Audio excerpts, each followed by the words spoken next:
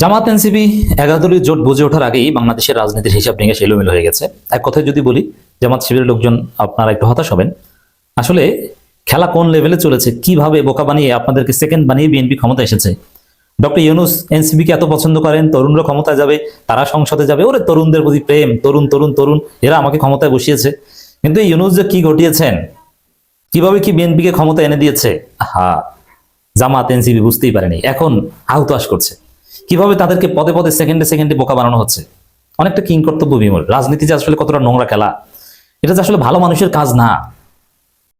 জামাত ভালো মানুষ, ভালো মানুষের দল, সৎ লোকের শাসন চাই। আসলে সৎ লোকের জন্য এই রাজনীতির গ্রাউন্ড না, এই গ্রাউন্ডে হচ্ছে নষ্ট পচা।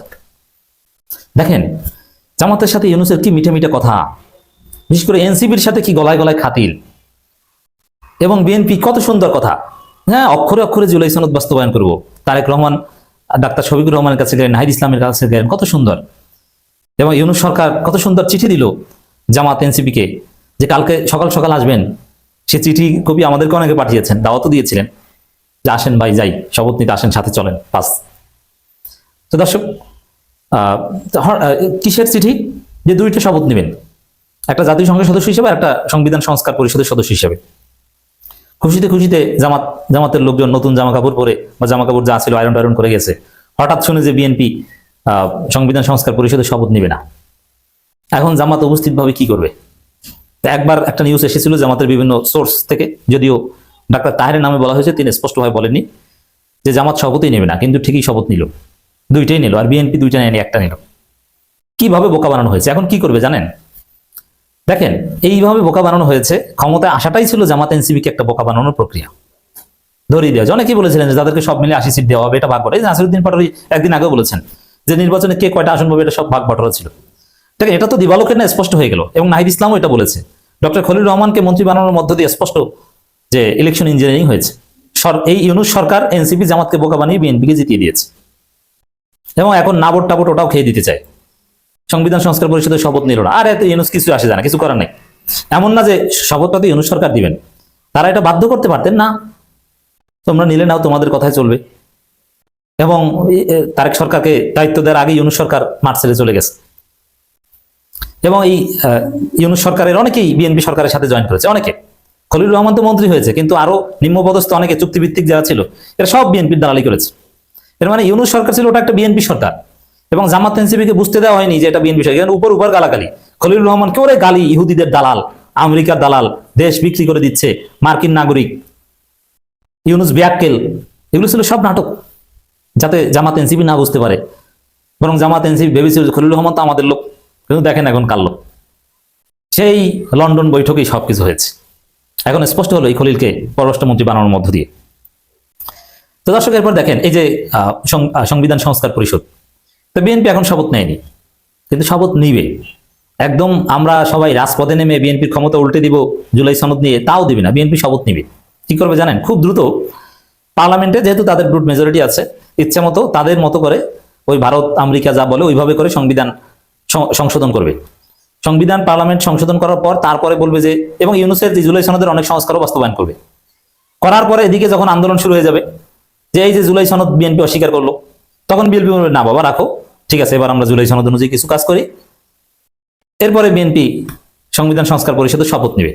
শপথ নিয়ে তারপরে কিছু সংস্কার করবে, কিছু সংবিধান সংস্কার করবে। আর মূল বিএনপি যেটা ভারতের বা নিজেদের মতো রাখতে চায়, ওইটা শপথ নেওয়ার আগেই বিএনপির এই মেজরিটি ব্যবহার করে সংসদে করে ফেলবে। কিভাবে বিএনপি সব নিজেদের মতো করে সাজাতে যাচ্ছে, এটা আরেকটা ফেসিবাদের পদধ্বনি। দেখতে পাচ্ছেন নাটকটা কি, রাজনীতি যে কতটা নোংরা, জঘন্য। এই খলিল রহমান না বিএনপিকে কিভাবে ক্ষমতা এনেছে, ইলেকশন ইঞ্জিনিয়ারিং করে। বিএনপি জামাত এনসিপি বুঝেছিল যে না, নিরপেক্ষ সরকার, নিরপেক্ষ নির্বাচন। হ্যাঁ, নিরপেক্ষতার আড়ালে কোন জায়গায় কিভাবে বাস দেওয়া হয়েছে দেখেছেন? আপনি বুঝতেই পারেন নাই। এখন শপথ নেওয়ার পর, বিশেষ করে আজকে দেখলাম শপথ নেওয়ার পর নাহিদ ইসলাম, ডাক্তার তাহের এবং ডাক্তার শফিকুর রহমান সাংবাদিকদের সাথে কথা বলেন সংসদ ভবনের ওখান থেকে বের হয়ে। তাদের চোখে মুখে হতাশার ছাপ, এবং তাদের চোখ মুখ দেখলেই বোঝা যায় যে তাদেরকে বোকা বানানো হয়েছে। তো রাজনীতি একটা প্রতারণার খেলা। এই প্রতারণা, এটা স্পষ্ট হয়ে গেছে। কাকে কিভাবে কি বোকা বানানো হয়েছে সবকিছু জাতির সামনে স্পষ্ট হয়ে গেছে। আমরা লজ্জিত যেটা কি, এবং যুক্তরাষ্ট্র কিভাবে কি খেলে। এবং আরো অনেকে অনেক কথা বলছেন যে পিনাকি ভট্টাচার্যের খুব ক্লোজ লোক ছিলেন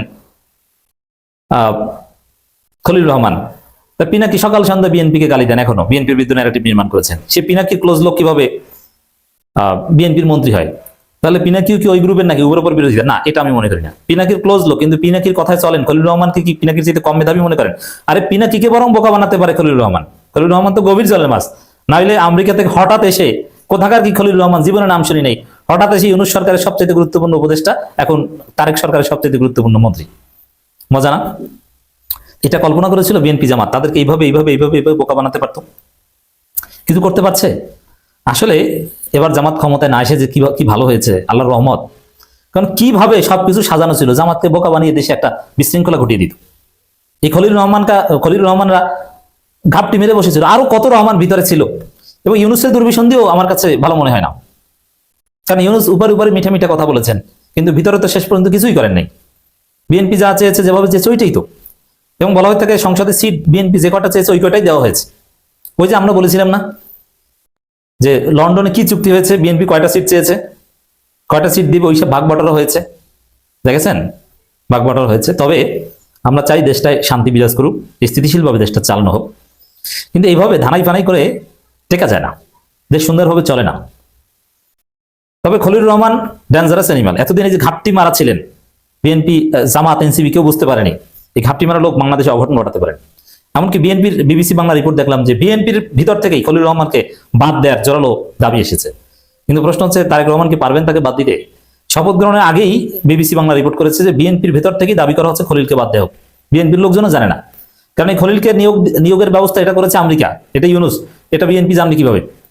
এখন বিএনপি তার বিরুদ্ধে খেপেছে, কিন্তু কিছু করার নাই, খেলা চলছে অন্য জগতে।